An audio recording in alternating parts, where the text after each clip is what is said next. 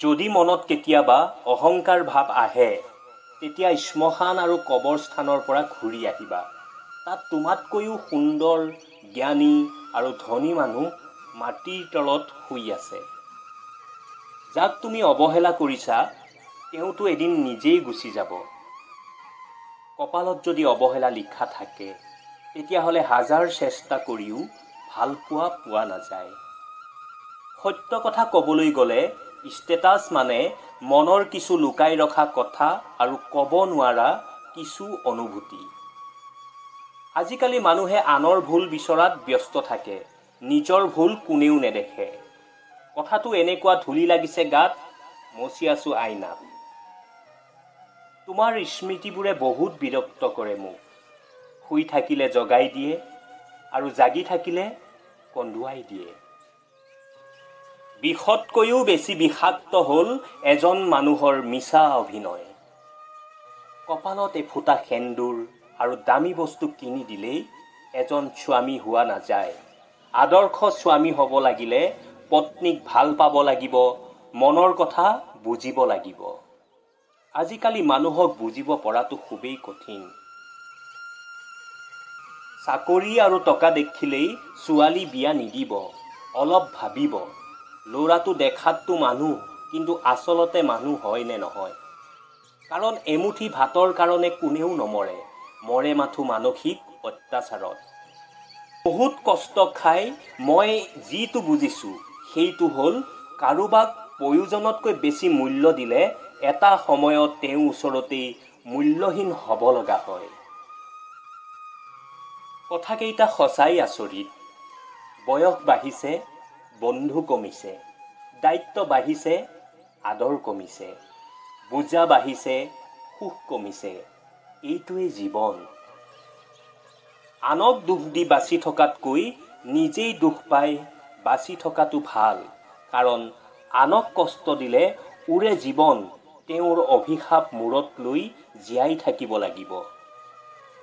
আমি এতিয়া এনে এখন সমাজত বাস কৰোঁ য'ত এজন সৎ মানুহক বুৰ্বক বুলি ভবা হয়। মানুহক ভাল পোৱা দিলে মানুহে পশুৰ দৰে আচৰণ কৰে আৰু পশুক ভাল পোৱা দিলে পশুৱে মানুহৰ দৰে আচৰণ কৰে। তুমি হয়তো সময়ৰ হিচাপ ৰখা নাই, কিন্তু সময়ে তাৰ হিচাপ ছেকেণ্ডৰো ৰাখিছে।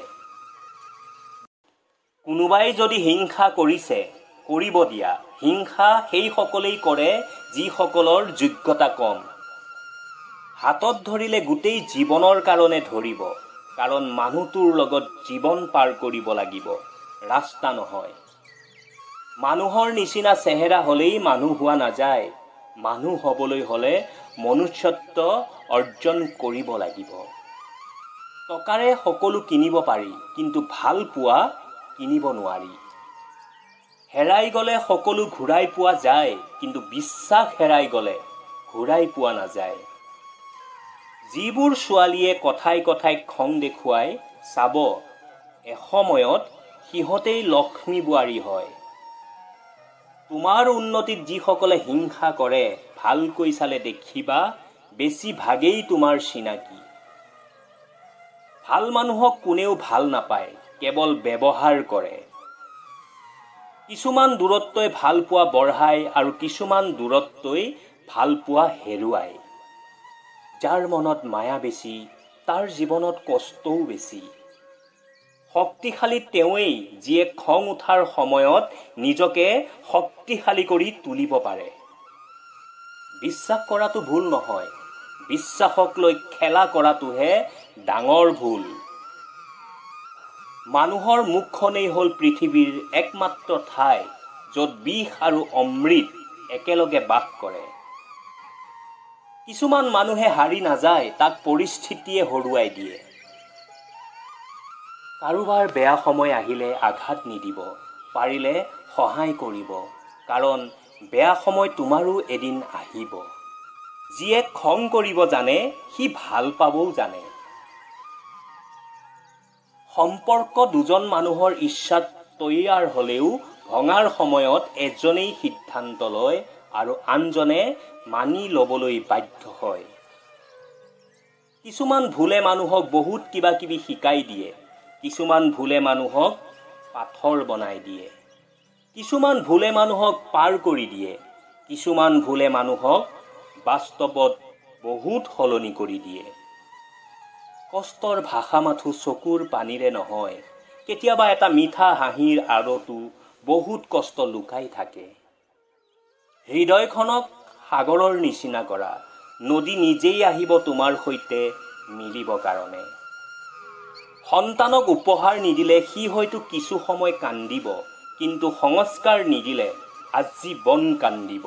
সেই সন্তানক সদায় সংস্কাৰ দিয়াত উঠি পৰি লাগিব। প্ৰথমে তাক কাটি পেলোৱা হয়, তাৰ পিছত তাৰ অন্তিম ৰসটোপাল ওলোৱালৈকে তাক চেপি থকা হয়। বন্ধুসকল, কুঁহিয়াতকৈ বেছি ভালদৰে আৰু আন কোনে বুজিব পাৰে যে মিঠা হোৱাৰ পৰিণাম কিমান ভয়ানক। সেই কাৰণেইতো কোৱা হয় যে প্ৰয়োজনতকৈ বেছি সহজ সৰল আৰু মিঠা হোৱাটো আপোনাৰ নিজৰ বাবেই ক্ষতিকাৰক। কোনোবা এজন মহান লোকে কি যে এষাৰ সুন্দৰ কথা কৈ গৈছে যে আনৰ ওপৰত ভৰসা কৰি আমি কি পাম, যেতিয়া নেকি চলিব লাগিব আমি নিজৰ ভৰিৰ ওপৰতেই।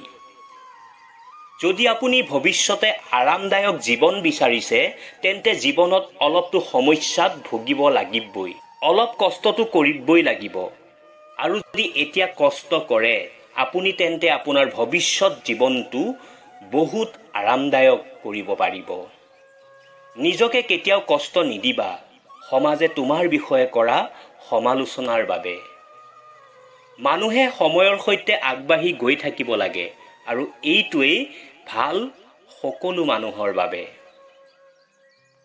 এটা কথা সদায় মনত ৰাখিব, মানুহে সদায় নিজৰ চাৰিওৰ কাষৰ পৰিস্থিতি আৰু তাত থকা মানুহৰ অনুসাৰে আচৰণ কৰিবলৈ জানিব লাগে।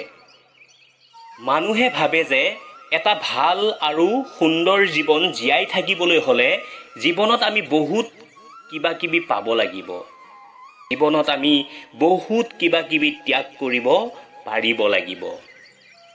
এবাৰ দুবাৰ বুজোৱা পিছতো যদি সন্মুখৰজনে বুজিবলৈ অলপো চেষ্টা নকৰে, তেন্তে তেওঁক বুজাবলৈ বন্ধ কৰক। শান্তিৰে জীয়াই থাকিবলৈ বিচাৰিছে, তেন্তে বেলেগৰ ওপৰত ভৰসা কৰি জীয়াই থাকিবলৈ বাদ দিয়ক। এইবোৰ উলট পালট আৰু 420 কামবোৰ জীৱনৰ পৰা ত্যাগ কৰি আপুনি জীৱনত এনেকুৱা কিবা এটা এচিভ কৰক যে মানুহে আপোনাক ব্লক নকৰে, বৰঞ্চ চাৰ্চহে কৰে। শেষত বন্ধুসকল এইটোৱেই ক'ব বিচাৰিছোঁ যে মাথোন এইটো কথা আপোনালোকে সদায় ধ্যান ৰাখিব, আপোনাৰ দুখ হয়তো কাৰোবাৰ বাবে হহাৰ কাৰণ হ'ব পাৰে, কিন্তু আপোনাৰ হাঁহি কেতিয়াও কাৰোৰ বাবে দুখৰ কাৰণ হ'ব দিব নালাগে। দিনাখন আপুনি বুজি পাব যে আপোনাৰ নিজৰ হাতত একো নাই। এইটো অনুভৱ অহাৰ পিছত আপুনি ভৱিষ্যতৰ চিন্তা কৰি থাকিবলৈ বাদ দিব।